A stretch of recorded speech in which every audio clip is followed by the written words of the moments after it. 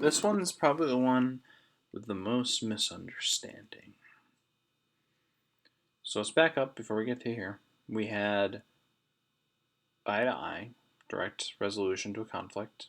We had the mediator when that doesn't work. And then the next one Jesus says is take the conflict you have with this person. If it still has not been resolved, forgiveness has not happened, it's time to move to the assembly.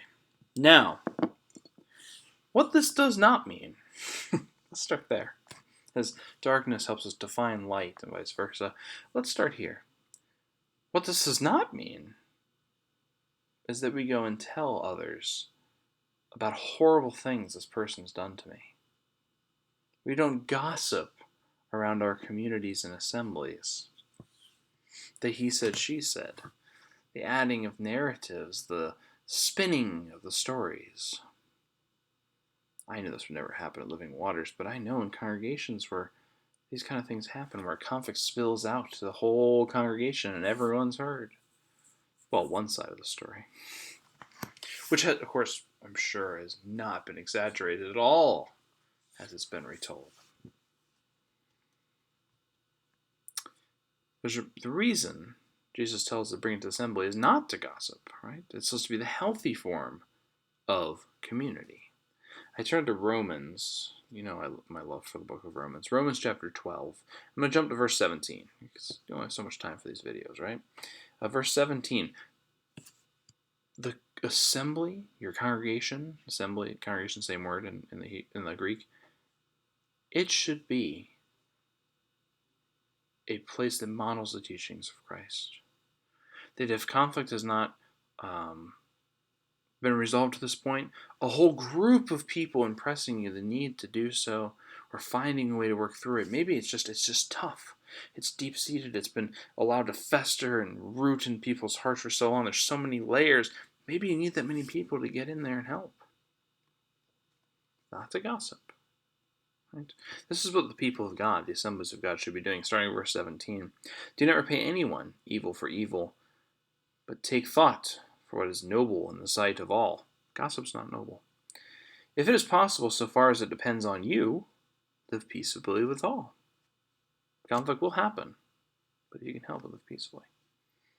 Beloved, never avenge yourselves, but leave room for the wrath of God. For it is written, vengeance is mine, I will repay, says the Lord. Right? We don't seek vengeance, we seek reconciliation. What's our intent? Forgiveness, reconciliation, solving the problem, not getting back. That doesn't solve anything, that only perpetuates it. Continuing, verse 20. No, if your enemies are hungry, feed them. If they are thirsty, give them something to drink. And by doing this, you will heap burning coals on their heads. Do not be overcome by evil, but overcome evil with good. This is what the assembly should be impressing on the situation. We're not seeking vengeance. We're not gossiping. We're heaping coals in the head as killing them with kindness, the expression would be, right? This would be a grace-filled place. I wonder, has there ever been a meeting called? Yes, the congregation is calling a meeting because we have a conflict between person A and person B, and we will all gather to gracefully support them in their resolution. I've never heard it. Wouldn't it be cool? Well, maybe cool is not the right word. Wouldn't it be powerful? Community's powerful. Belonging's powerful. Our faith is not something that we do on Sunday and don't do the rest of the week. It's something that we should be involved in the lives of each other. You know, someone comes to me, and if I'm non-pastor me for a second, someone comes to me with conflict, the first thing I always ask is, have you talked to them?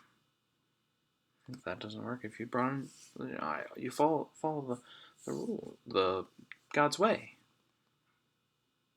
I've never once gotten to the point where, have you ever gone to the assembly? At that point, you're going to court. I guess this jury is some kind of assembly, right? Wouldn't it be great to resolve it before then?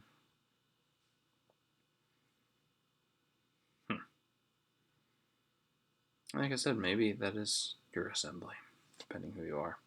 But as people of faith, we have the ability to have this resolution before it gets so messy.